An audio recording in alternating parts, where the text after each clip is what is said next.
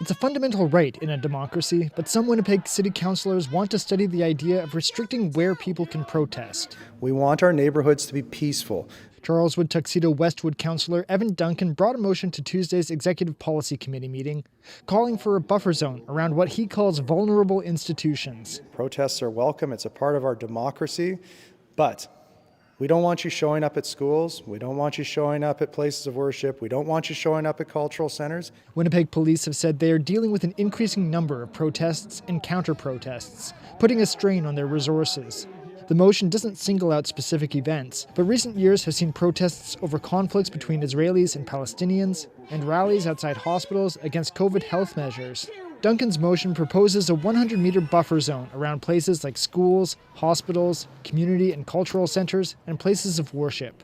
I would invite anyone who has a protest to head down to Broadway, protest at the Ledge. Feel free to come down here to City Hall and protest. Don't go to a school, don't go to a church, don't go to a community center. Mayor Scott Gillingham says the restrictions wouldn't apply to certain demonstrations, like labor pickets. You will hear the police say that their costs and resource demand related to dealing with, attending protests and rallies and managing those has only increased. On April 1st, members of Winnipeg's Palestinian community rallied outside the Rady Jewish Community Center. Protest organizer Ramzi Zeid says the center was hosting members of the Israeli Defense Forces, speaking about the conflict in Gaza.